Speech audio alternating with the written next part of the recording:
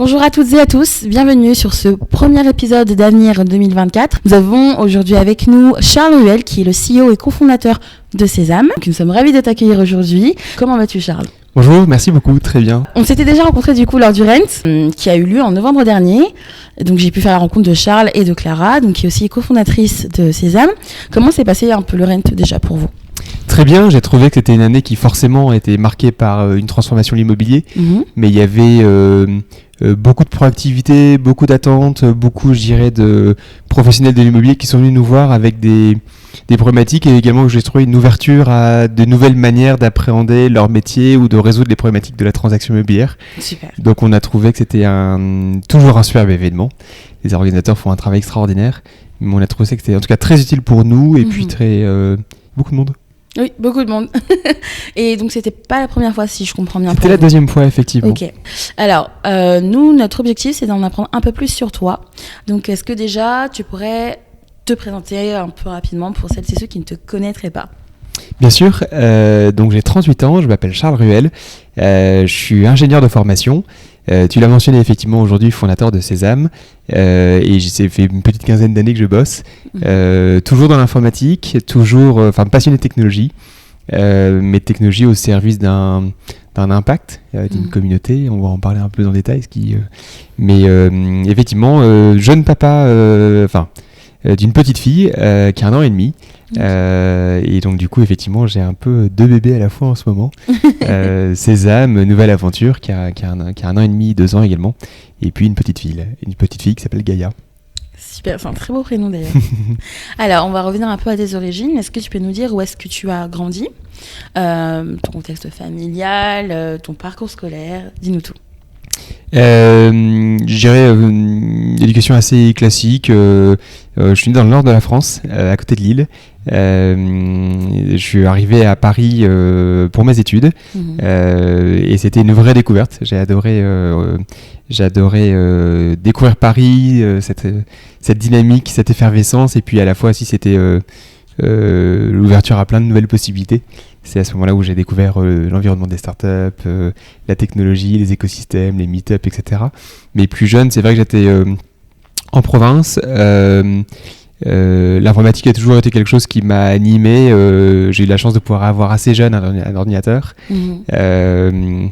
Et toujours été assez curieux à vouloir tester les nouvelles technologies. Je me souviens à l'époque, ça en fera rire peut-être certains et d'autres n'ont pas connu cette période, mais le lecteur de disquette, les premiers modems 56K qui faisaient un bruit absolument strident, le premier graveur de CD où c'était super de pouvoir effectivement se partager des copies de CD, de DVD, etc., de jeux vidéo avec des copains, les premiers MP3, etc. Donc toujours en fait cette envie d'être un petit peu de tester de nouvelles technologies, de comprendre comment ça fonctionnait. Je pense que c'est le côté aussi un peu ingénieur à vouloir un peu toucher à tous ces trucs-là.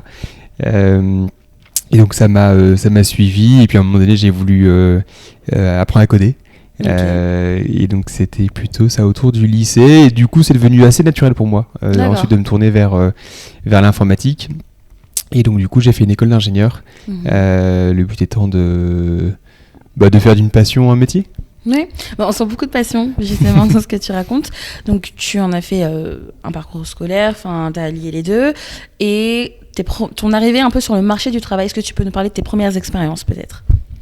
Alors c'était assez particulier, puisqu'en fait j'étais dans une école d'ingénieur où le web à l'époque était pas du tout enseigné, voire même pas du tout valorisé, et c'était, je dirais, une école d'ingénieur un peu pure et dure, où il fallait faire de l'algorithmie, du développement bas niveau, de l'architecture technique, des bases de données, etc. Donc des choses que, au final, avec le recul, je regrette pas du tout d'avoir appris, parce que c'est utile. Mais j'avais cette envie un peu touche à tout, de mettre en pratique et de voir concrètement comment, quand tu développes quelque chose, ça peut être utile, au-delà de faire des projets scolaires toujours un petit peu parfois un peu poubelle, parce que c'était des projets fictifs. Et c'est comme ça que j'ai testé le web. Avec tout simplement l'envie de jouer avec les connaissances, de les mettre en pratique, d'apprendre des nouveaux langages. Et donc du coup j'ai créé mon premier site. Je vais avoir une vingtaine d'années, premier vrai site, puisqu'on avait monté au collège, au lycée, etc. avec des copains, ça a été un peu un fil conducteur, et donc c'était une plateforme de mise en relation entre des professeurs et des parents d'élèves. Ok. Donc rien à voir avec l'immobilier, Oui. on en parlera après, qu'est-ce qui fait qu'on est tombé dedans. Mais c'était mon premier lien, je dirais, avec bon, au-delà bien évidemment des jobs d'étudiants, etc. Mais c'était mon premier lien, le web comme étant un début de job. Alors c'était pas du tout tel qu'on appelle une startup aujourd'hui, hein. Pour moi c'était un projet semi-étudiant / side project. Mais en tout cas c'était le début de génération de revenus par ma propre activité. Et franchement c'est vrai que ça m'a bien plu. Et ça a été le début de rencontre avec la société que j'ai rejoint en stage pendant mes études. Okay. Et qui a racheté mon site. Et donc du coup j'ai travaillé dans leurs équipes techniques, Okay. Jusqu'à en devenir le directeur technique de l'entreprise, à un moment donné où du coup j'étais encore étudiant, donc j'ai fait l'année de césure. Et c'était pour moi l'envie absolue de travailler vite. J'avoue qu'à cette époque j'avais pas forcément envie de finir mes études.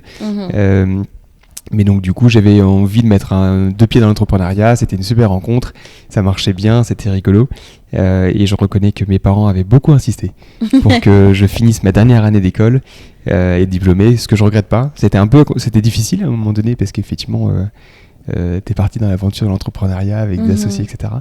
Mais bon, je pense qu'effectivement c'est quand même important en France aujourd'hui de rester, malheureusement l'attachement au diplôme c'est important. Mais donc ça a été, pour répondre à ta question, ma première aventure professionnelle web. Et puis ensuite, il y en a eu d'autres. On a créé avec ces mêmes associés un autre projet, un moteur de recherche écolo qui plante des arbres, qu'on a eu aussi la chance de pouvoir revendre. J'ai monté une plateforme de mise en relation d'artistes. Et qui a bien marché. Et donc c'était pour moi, à la fois j'étais le CTO et le fondateur et touche à tout, les débuts d'un désir d'entrepreneuriat et puis surtout d'un apprentissage accéléré. Mais c'est très intéressant parce qu'au final tu as été confronté quand même assez tôt et très jeune à des postes quand même importants. Tu n'avais pas encore fini tes études, qu'on voulait te mettre déjà directeur. Là, aujourd'hui, au final, tu es CEO. Donc, tout ça, ça t'a un peu suivi, des choses qui s'accrochent à toi. Est-ce que, du coup, on arrive au chapitre de Sésame, peut-être bientôt ? Si tu veux. Oui. Donc, comment est-ce que tu arrives à Sésame, à l'immobilier ? Comment est né Sésame ? Raconte-nous tout. Je dirais qu'entre les deux, ce que j'ai fait, c'était travailler sur la donnée, sur des scorings financiers, sur de la modélisation, sur la création de nouveaux produits innovants, que ce soit pour du B2B, du B2C. Donc ça, c'est ce que j'ai fait entre la fin de mon école d'ingénieur et Sésame. Et donc toujours en étant plutôt salarié cette fois-ci, plutôt intrapreneur, que ce soit la création de l'open data en France ou pour une agence ou plus récemment pour un grand assureur. Et donc j'ai continué à apprendre, à développer des compétences et puis à appliquer tout ça. Et ces 15 dernières années, j'ai fait pas mal d'immobilier à titre personnel. D'accord. Uniquement de l'immobilier résidentiel. Ok. Et donc ça me passionnait. J'adorais ce côté concret, la recherche d'un logement, de la bonne opportunité, se projeter dans un bâti, dans un lieu. Et j'ai toujours fait pas mal de travaux, moi-même et puis naturellement aussi avec des artisans. Et j'aimais bien cette phase-là qui est de se projeter sur un nouveau projet, un peu cette transformation du logement. Avec à chaque fois, c'était plutôt des investissements locatifs, donc mise en location, etc. Une phase de gestion, une phase naturellement aussi, je dirais, très financière, de compréhension de, in fine, comment en faire un investissement pertinent, mais aussi comment en faire un lieu qui est agréable et attractif pour ton locataire, dans une logique de le faire bien. Et en fait, c'est ce fil conducteur. Et donc, du coup, toujours avec la recherche d'un sens quand même, de bien faire les choses, qui pour moi était à un moment donné, je dirais pendant le Covid, un moment de réflexion en se disant, je voyais aussi toute l'effervescence de la PropTech, notamment aux US, pas mal de nouveaux business models qui mixent l'immobilier, la tech et la finance, qui sont pour moi, au final, avec le recul, un peu les trois domaines dans lesquels j'avais envie d'en faire une nouvelle aventure entrepreneuriale. Et la question du sens, pour moi, était hyper importante. Et donc, c'est vrai qu'avec le recul, je me suis rendu compte que ces dernières années, j'ai beaucoup travaillé avec des indépendants dans mon environnement personnel et professionnel.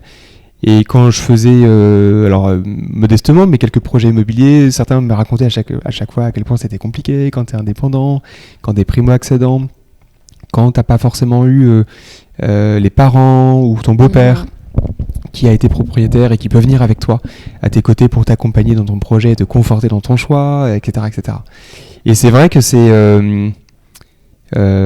peut être à la fois un parcours du combattant de devenir propriétaire et à la fois extrêmement difficile parce que tu as des obstacles très concrets sur l'obtention de ton financement. Et donc tout ça mis bout à bout, à un moment donné, c'est vrai que je me suis inspiré du leasing automobile, également ce que faisaient certains bailleurs sociaux avec le PSLA. Et j'ai vu l'opportunité en tout cas de chercher à porter une solution pour accompagner les ménages qui souhaitent devenir propriétaires mais qui rencontrent des difficultés. Ok. Et c'était, je dirais, les balbutiements de Sésame, de ma rencontre avec Clara, où on a commencé à poser la mission, l'intention, et puis ensuite on a découlé pas mal de travail pour créer un nouveau produit qui est un produit de leasing immobilier. C'est à la fois un cadre juridique, financier, à la fois également, on va en parler, mais une opportunité de s'intégrer dans l'écosystème immobilier. Et donc on apporte Sésame est un opérateur de leasing immobilier dont la mission est de favoriser l'accès à la propriété en France. Ok, super. Alors, ma première question est qui est Clara ? Comment est-ce que vous vous êtes rencontrés ? Et comment est-ce que du coup vous avez créé cette alchimie qui a pu faire naître Sésame finalement ? Alors pour moi c'était assez évident qu'une aventure était avant tout une aventure humaine et c'est un collectif et donc une association. J'aurais, je pense, jamais eu le courage, jamais eu la capacité, jamais eu la détermination et la résilience de me lancer tout seul. Mais il y avait ce petit truc quand même qui était cette mission qui résonnait en moi et j'avais une détermination importante à trouver une solution à ce marché. Et puis ça correspondait aussi pour moi à un moment de vie où j'avais un peu de temps devant moi et je pouvais me permettre de me lancer. Et puis ça faisait un paquet d'années que j'avais absolument envie de me relancer dans l'entrepreneuriat.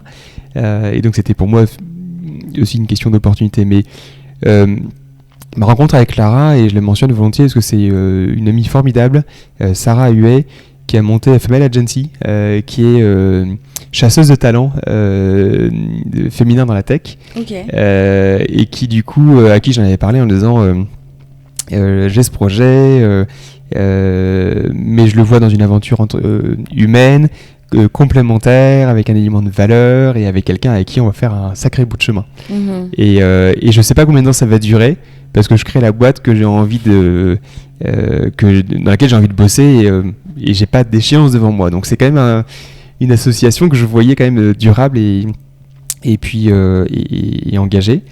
Et puis un jour, donc ça fait partie des différentes rencontres et différentes, j'ai commencé à essaimer en disant voilà, je travaille sur ça, c'est un projet ambitieux mais difficile, je cherche plusieurs personnes autour de moi, etc. Et un jour, du coup, Sarah m'a rappelé. Elle me dit j'ai rencontré une nana extraordinaire qui en fait me contactait pour un job, mais en fait c'est pas du tout un job qu'il lui faut, c'est elle veut monter une boîte et elle est passionnée d'immobilier, il faut que tu la rencontres, elle est géniale. Et donc ça s'est fait comme ça et ça a démarré très vite parce que c'était fluide, complémentaire et Clara était en poste, donc c'était 3 mois très longs. Mais on a commencé à bosser ensemble et donc ça fait 1 an et demi qu'on est associés et qu'on a créé Sésame ensemble. Alors au niveau de votre complémentarité, votre façon de travailler, donc toi j'ai compris t'es plutôt côté dev, c'est ça. Clara, elle s'occupe de quelle partie ? Comment est-ce que vous complétez, que ce soit au niveau du travail ou même de la personnalité au final, puisque c'est une aventure humaine comme tu as dit avant tout. Alors je dirais que ce qui pour nous était essentiel, et ça a été le cas pour tous nos recrutements, c'était d'avoir que tout le monde ait une affinité, voire même encore mieux une expérience forte sur l'immobilier. Pour nous, ça c'est notre chaîne de valeur, c'est la compréhension d'une industrie qui est quand même assez complexe.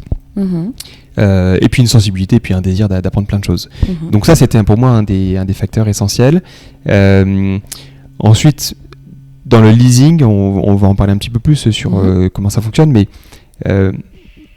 il y a toute une dimension de toucher nos clients, des futurs accédants. On a tendance à les déterminer comme étant des ménages solvables, pas encore finançables. Et donc on leur apporte une solution de location avec option d'achat et un coaching financier pour qu'ils puissent vivre dans le logement de leur choix, le temps nécessaire à ce que Sésame puisse les accompagner à devenir propriétaires de leur logement. Ok. Et donc et puis bien évidemment, il y a une question on souhaite vous accompagner dans le choix du bien, vérifier que c'est un bon choix pour vous, auquel on croit aussi nous en tant que société pour vous, et dans lequel on pourra vous accompagner, et dans lequel il est réaliste que vous puissiez avoir un financement dans quelques mois, quelques années. Et donc une fois que tu dis ça, il y a pas mal d'enjeux sur Sésame. Le premier, c'est de faire émerger une nouvelle proposition de valeur radicalement différente sur un marché qui sont des personnes qui n'étaient pas adressées jusqu'à maintenant, qui sont les ménages qui veulent devenir propriétaires mais qui n'y arrivent pas. Et donc il y avait résolument la nécessité de créer une marque forte, une marque engagée avec des valeurs, et puis de proposer un nouveau service dans un écosystème immobilier et de créer des partenariats. Et donc je dirais que c'est une des grandes forces de Clara, qui a beaucoup travaillé en agence, à créer des marques, à activer des marques, toute la partie marketing, sales et partenariats.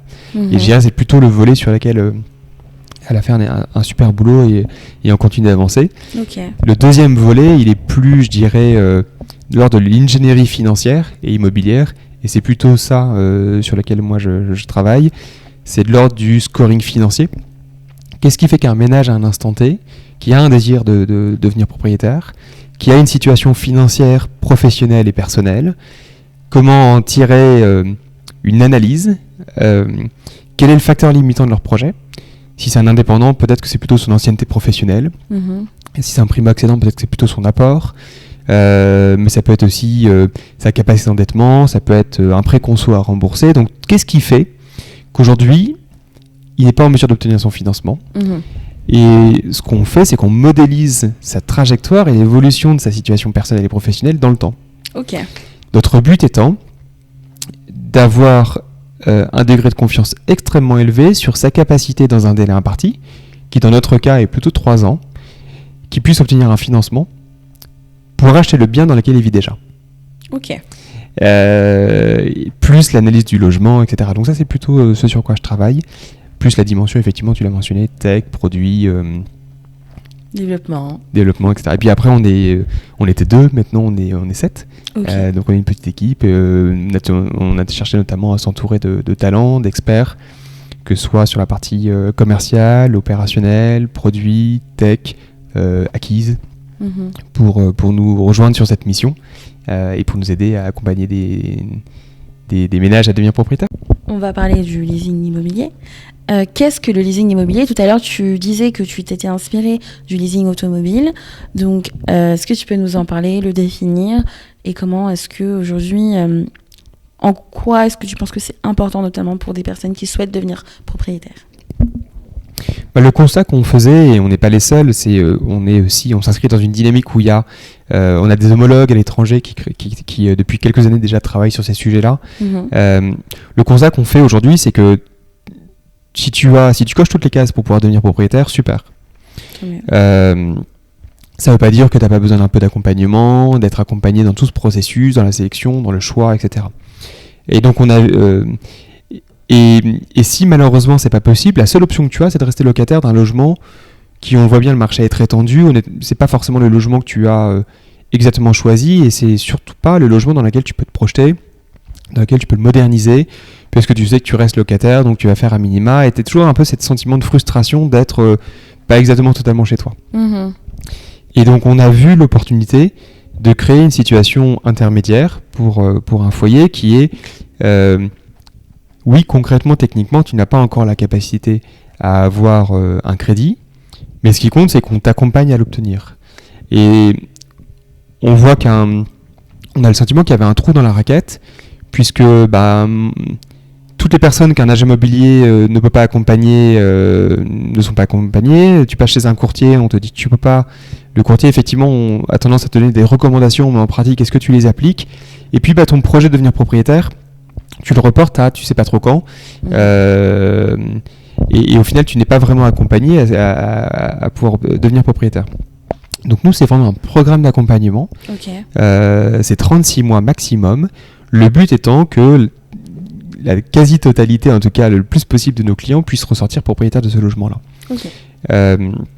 Et donc tu es dans un statut qui est un peu hybride, qui est plutôt assimilé comme étant le futur propriétaire de ton logement, du logement dans lequel tu as déjà emménagé et dans lequel tu te prépares à pouvoir le racheter. Donc c'est un mécanisme de location avec option d'achat, encadré par une loi qui est la location-accession et qui avait été créée justement loi de 84 plutôt pour les bailleurs sociaux. Et donc effectivement on est venu, c'est aussi une innovation juridique, venir extraire du domaine social ce produit de PSLA pour en faire un produit de leasing immobilier disponible pour des logements neufs, pour des logements anciens, mais également surtout des logements libres dans le diffus. Et donc c'est à la fois... donc ça c'est ce produit qu'on a créé. C'est un produit naturellement pour des accédants qui commence à trouver sa place dans le marché immobilier. C'est plus de 6500 personnes qui nous ont sollicité parce qu'ils étaient intéressés par ce système. Et donc c'est un produit qu'on opère de deux manières. À la fois on a créé une petite foncière et donc on lève des fonds auprès d'investisseurs, et ce qui nous permet d'acheter le logement identifié par nos clients. Évidemment, une fois qu'il correspond à tous nos critères, on considère que c'est un bon investissement pour nos clients et pour nos investisseurs. Donc on lève des fonds sur cette foncière. C'est l'opportunité pour des investisseurs professionnels de s'exposer au résidentiel diffus, mais surtout dans une logique d'alliement d'intérêt avec le futur acheteur qui se prépare à racheter, qui va prendre soin du logement, qui va le moderniser et qui, dans l'intervalle, devient responsable de l'entretien, de la maintenance, des travaux et paye la taxe foncière. Donc c'est, je dirais, un investissement locatif résidentiel avec un fort impact sociétal et une meilleure rentabilité que de l'immobilier classique. Et puis, depuis le rent, et tu en parlais tout à l'heure, on propose désormais également cette solution de leasing à des agents immobiliers et à des vendeurs. Donc vous avez développé une partie B2B. Exactement. Est-ce que tu peux nous parler de cette nouvelle offre du coup ? Avec plaisir. En fait, on s'est rendu compte, dans le marché en 2023, un peu bloqué quand même, un peu compliqué, que la problématique de manque de solvabilisation des acheteurs avait immédiatement des répercussions fortes sur les vendeurs B2C ou B2B, je pense notamment aussi aux promoteurs, et que le leasing était une solution qui peut contribuer à refluidifier un parcours résidentiel, pouvait bien évidemment apporter une solution à des acheteurs. Ça, on l'avait éprouvé, accompagné des clients qui vivent dans leur logement. On a d'ailleurs un client qui va prochainement racheter son logement, donc on est aussi content de voir que ce processus fonctionne de bout en bout et que cette promesse, on est en mesure de la délivrer. Mais on a identifié qu'il y avait aussi des acheteurs qui étaient confrontés à des biens qu'ils cherchent à vendre, avec des fortes problématiques, des biens qui sont en vente depuis un certain temps, qui sont vides, dont le vendeur est coincé, ne veut pas avancer, parfois en pré-relais, continue à payer. Enfin, un bien qui est vide se dégrade, un bien qui est en vente depuis un certain temps se dévalorise. Et donc, on a vu cette opportunité qui est de proposer cette solution de vente en leasing. Et donc, comment ça marche ? En fait, ça permet à un vendeur d'avoir identifié son futur acheteur, que son futur acheteur emménage dans le logement, l'entretien, en prend soin, le modernise s'il souhaite, en tout cas se prépare à le racheter, et on fixe la durée du leasing, et on fixe bien évidemment une valeur locative, donc le propriétaire vendeur va toucher un loyer pendant la durée de la vente, et on fixe le prix de vente. Et donc le vendeur sait exactement à qui il va vendre, dans quel délai maximum, à quel prix, et dans l'intervalle combien il gagne, et ce qu'il gagne, et il n'a plus de charges et de taxes foncières à payer. Donc ça le rassure un peu dans son... Complètement. Et alors, désolé, je te coupe, comment est-ce que vous, Sésame, du coup, vous générez des revenus par rapport à ce modèle ?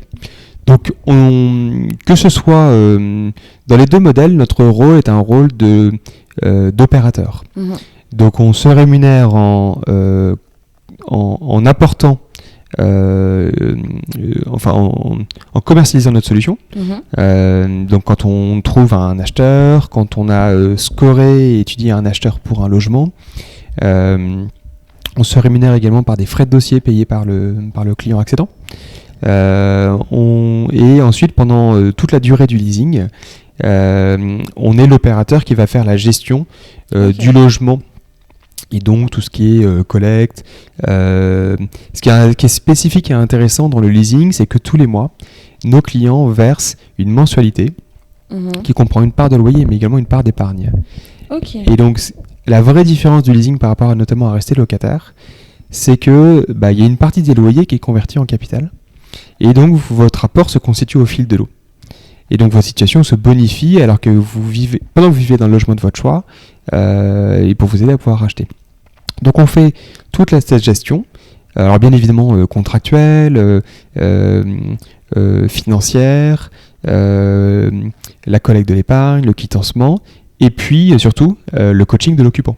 Okay. Le but, c'est de l'accompagner le jour, pour qu'il puisse racheter son logement dans les meilleurs délais. Ok, et alors justement, en parlant de coaching, est-ce que tu peux nous expliquer un peu comment est-ce que vous opérez ce coaching ? J'avais vu que c'était en 5 étapes, en 36 mois. Est-ce que tu peux nous expliquer tout ça ? Avec plaisir. On va faire, je dirais, un peu l'analyse d'un courtier, mais tous les mois. Et on le fait de manière outillée avec les outils de scoring qu'on a effectués. Donc, quand on accompagne un client dans le projet de son choix, on va lui octroyer un budget, et ce budget est le reflet d'une projection financière, on en a parlé tout à l'heure. Donc en fait, on crée une trajectoire. On dit voilà, vous êtes indépendant, vous avez 2 années d'ancienneté, il vous manque 1 année d'ancienneté plus un peu d'apport. Donc on estime qu'à minima, à partir dans 1 an, vous allez être en mesure d'avoir l'ancienneté suffisante, mais en plus, il faudrait avoir constitué un peu plus d'apport. Et donc, je dis n'importe quoi, avoir épargné 200 € par mois pour que d'ici la fin de l'année, vous ayez l'apport suffisant, par exemple. Ça, c'est une trajectoire qu'on pose. Et en fait, cette trajectoire, ensuite, on la pilote très régulièrement. On fournit à nos clients une interface dans laquelle ils peuvent suivre un peu leur propre cockpit, leur propre capacité à obtenir un financement et devenir propriétaire. Et puis, bien évidemment, on a un expert qui est un ancien courtier et banquier qui a l'habitude d'accompagner des clients, de monter des dossiers de financement, etc. et qui est à vos côtés pour vous aider, bien évidemment, à faire le suivi de la trajectoire, et puis si jamais il se passe quoi que ce soit, de recalibrer, vous accompagner, trouver des solutions pour que le plus vite possible, on puisse vous obtenir un financement bancaire. Ok. Et alors, est-ce que tu as peut-être souvenir du premier client de Sésame ? Oui ? Oui, bien sûr. Okay. C'est un client assez marquant. Super. C'est un client sur lequel, effectivement, on a passé pas mal de temps. C'était aussi pour nous, je dirais que les premiers clients sont des clients sur lesquels c'est à la fois extrêmement réjouissant, encourageant, et à la fois aussi source de plein d'insights. Donc, c'est des personnes qu'on a tous rencontrées personnellement, tous accompagnés, visité leur logement, étudié tout ça en détail. Donc, effectivement, notre première cliente, Estella, qu'on remercie aussi encore une fois de nous avoir fait confiance. Pour illustrer, sa situation est très intéressante. C'est une jeune femme intérimaire à l'hôpital, qui travaille de nuit, qui travaille énormément, qui avait plutôt des revenus très confortables. Mais étant donné son statut et le fait qu'une part de ses revenus sont des heures supplémentaires, la lecture de la banque, elle est toujours: est-ce que vos revenus sont réguliers et sont vous avez suffisamment d'ancienneté pour que je puisse les considérer pour les 20 années à venir. Et en l'occurrence, ça faisait moins de 3 ans qu'elle avait ce statut, moins de 3 ans qu'elle avait cette part significative de revenus que la banque assimilait un peu à variable, mais ce qui pourrait être la même chose pour un commercial, ce qui peut être la même chose pour pas mal de personnes. Et en fait, c'est pas qu'elle ne pouvait pas obtenir un financement, c'est que sa banque l'accompagnait pour un montant inférieur au projet de son choix. Et elle a des enfants, etc. Elle avait un nombre de chambres minimum, etc. Donc on l'a accompagnée dans son logement, qui est un logement à Cholet. Et pour nous, c'est très important. Notre but, c'est d'avoir un impact sur les territoires. Et donc, quand bien même on est aujourd'hui basé à Paris, nos clients sont principalement en dehors de Paris, en Île-de-France, dans les agglomérations. Et donc, on va l'emménager au printemps dernier. Et donc, on l'accompagne à pouvoir être en mesure de racheter son logement prochainement. Et puis, si je voulais illustrer d'autres situations de clients, on a des couples dont l'un des conjoints en CDI, l'autre en indépendant par exemple, ou une période d'essai qui n'est pas encore validée, donc on sait que c'est des points de blocage majeurs. On a un autre client qui est un indépendant qui encore une fois manquait d'un an d'ancienneté, c'est l'exemple auquel je faisais référence tout à l'heure, et qui habite à Longjumeau. Et puis on a également des personnes qui sont français qui étaient partis au Canada, qui sont revenus en France, mais qui du coup sont revenus en France dans une activité professionnelle, qui sont plutôt de l'ordre du CDD intérim. Ok. Et donc, à l'instant T, ça ne cochait pas toutes les cases. Donc là, on est ravis, ils ont pu passer en CDI, ils sont en train de valider leur période d'essai. Et donc, tu vois qu'effectivement, il y a une trajectoire qui permet, in fine, de recocher les cases pour obtenir un financement. Ok. Et alors, tu parlais de géographie. Est-ce que vous planifiez aujourd'hui, Sésame, de vous développer en dehors de la France, peut-être en Europe ou bien à l'international ? Alors, ça fait partie des ambitions, mais j'aurais tendance à dire pas tout de suite. On a, le marché immobilier français est quand même extrêmement dense, dynamique. Dans les belles années, il y a eu plus d'1 million de transactions par an et 1 million de transactions. Et donc là, cette année, plutôt 800 000, mais c'est 800 000 personnes qui ont pu acheter. Et donc pour nous, le marché, ce sont toutes ces personnes qui auraient aimé acheter, qui n'ont pas pu acheter. Et c'est plusieurs millions de foyers en France. Donc je pense qu'on a un peu de boulot. Et ces personnes, elles sont partout et elles ne sont pas spécifiques à une géographie. Ce qui pour nous est important, c'est notamment dans cette offre que j'évoquais tout à l'heure, qui est d'accompagner des vendeurs à vendre, c'est plutôt la question de leur accompagnement. Et donc, on travaille en partenariat avec des agents immobiliers. Ok. Et donc, c'est ça aujourd'hui qui va faire notre couverture géographique. On travaille avec des agents immobiliers à qui on les forme, on les accompagne à pouvoir proposer la vente en leasing. Ok. Et donc, on est, je dirais, leur partenaire juridique, technologique, contractuel. On leur apporte cette expertise de vente en leasing, on leur apporte l'expertise des contrats, l'expertise c'est des notaires spécialisés, l'expertise financière, juridique, de leur permettre de proposer la vente en leasing pour certains de leurs clients vendeurs pour lesquels ils vont estimer que c'est pertinent. Et donc c'est notamment, on en parlait tout à l'heure, un vendeur qui est attentif à son prix de vente et qui dans le marché actuel ne peut pas se permettre de baisser son prix. Parce que donc dans ce cas, en fait, ce qui est intéressant pour lui, c'est qu'il va pouvoir sécuriser son prix de vente et également toucher des loyers, et donc au final le cumul des deux lui permet de revenir entre guillemets au revenu qu'il souhaitait initialement. C'est aussi pertinent pour des personnes qui sont des vendeurs en pré-relais. Ils ont déjà déménagé. Naturellement, un des critères, c'est le logement doit être prêt à emménager. On peut y habiter sans gros travaux. Et il doit être libre pour qu'on puisse trouver un futur acheteur qui emménage dès maintenant. Et puis, il faut que le vendeur soit pas contraint de vendre immédiatement. Et puis, se permet d'une certaine manière de différer un petit peu la vente, mais en ayant l'avantage de bonifier sa vente.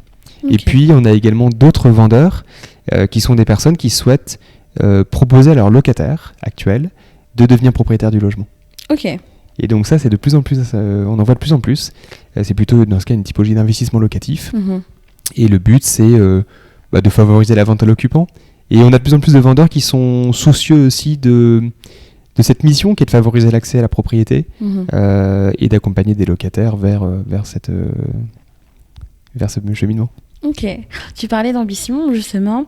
Je pense que c'est le très bon timing pour en parler. Tu l'as dit, le marché immobilier 2023 était assez tendu, moins d'1 million de transactions. Quelles sont, du coup, les leçons que vous en avez tirées et quels sont vos objectifs et vos ambitions pour cette année 2024 ? Alors, je dirais, on existe notamment parce qu'il y a des problématiques de marché. Quand on a créé Sésame il y a 1 an et demi, notre vocation était d'accompagner les ménages qui rencontraient déjà des difficultés, et même dans un marché extrêmement dynamique avec des taux bas, il y avait des personnes qui, pour plein de raisons, notamment les indépendants ou des primo-accédants qui n'avaient pas la chance d'avoir de l'apport apporté par leurs parents, il y avait déjà des personnes qui étaient exclues du système bancaire.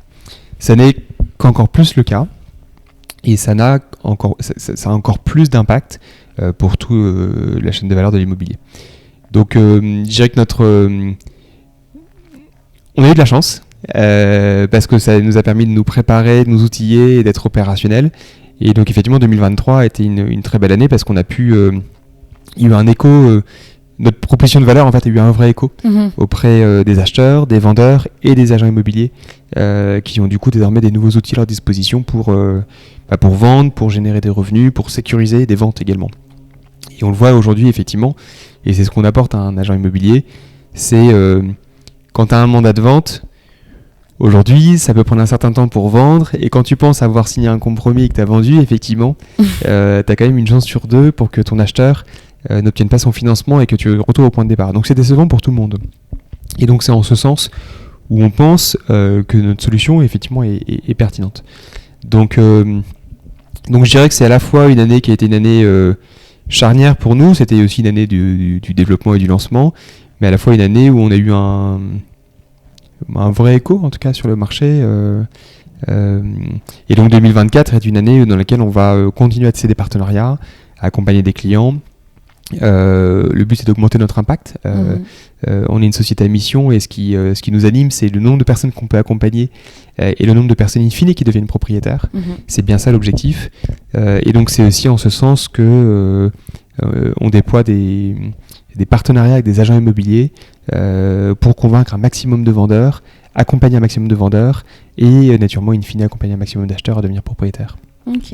Pour revenir sur un plan un peu plus personnel de ton côté, tu disais tout à l'heure, au début du podcast, que tu avais 2 bébés, donc ta fille et Sésame. Est-ce que tu peux nous expliquer un peu comment est-ce que tu balances entre ta vie pro et ta vie perso, surtout que Sésame est en pleine croissance face à un marché qui du coup vous permet de vous développer. Donc comment est-ce que tu balances entre les deux? C'est forcément un peu un challenge. Je vais pas te dire le contraire.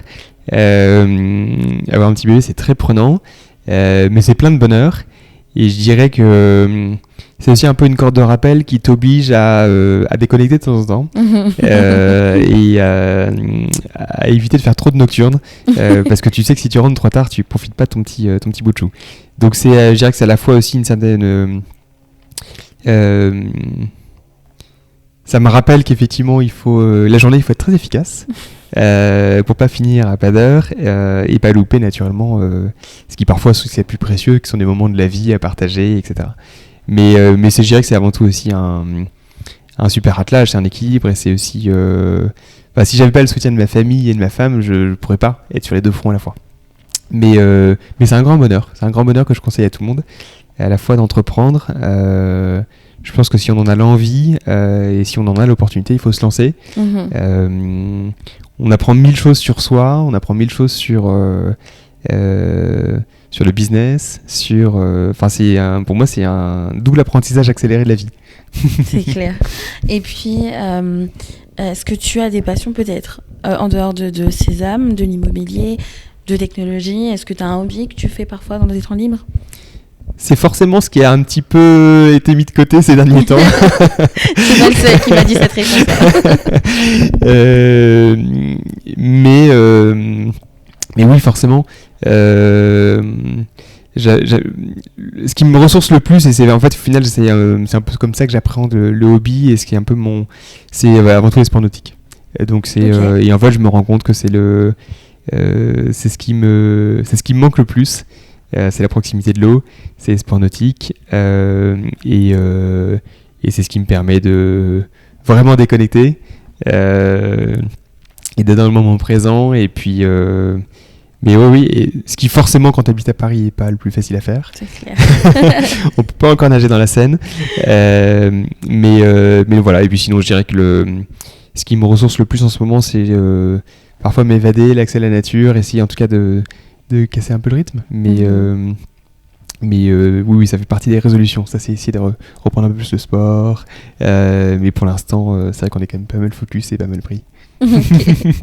Alors, du coup, on se dirige un peu plus vers l'avenir.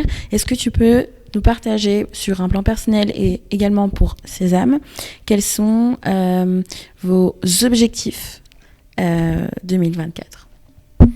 Donc notre objectif 2024, il est très simple, on en a un petit peu parlé tout à l'heure. On a aujourd'hui une dizaine de clients qui ont emménagé dans leur logement, qu'on accompagne. Donc notre objectif, il est de faire en sorte que le maximum d'entre eux soient accompagnés, et que notre accompagnement et la proactivité de notre accompagnement leur permettent d'accélérer leur trajectoire et in fine de pouvoir devenir propriétaires.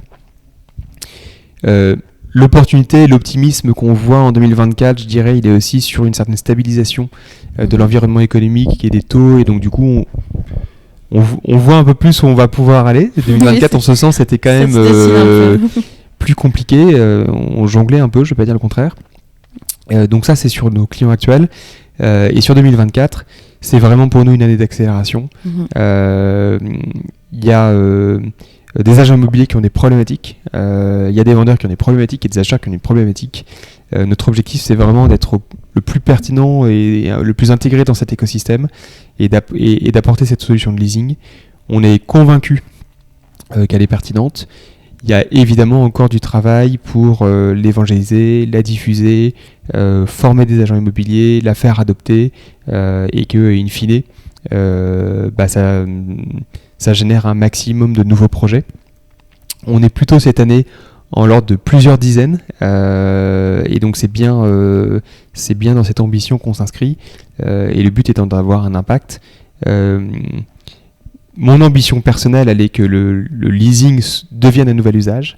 À terme, mon ambition est que le leasing devienne un usage qui s'inscrit comme étant la vente, la location et le leasing, qui est entre les deux, une solution hybride, et que ça s'inscrive dans ça se fasse en milliers de nouvelles transactions par an, et le marché est là. Et donc tout notre enjeu, c'est de permettre cette accélération de l'adoption par les agents immobiliers, par les professionnels de l'immobilier. Ok. Bah, écoute, c'était la fin du podcast. Merci beaucoup Charles, en tout cas de nous avoir partagé ton histoire, ton expertise, ton expérience. Merci. Et puis toutes ces anecdotes. On te souhaite tout le meilleur à toi et à Sésame. Merci beaucoup. Merci. Et puis on se retrouve pour un prochain épisode d'avenir, très prochainement. Merci.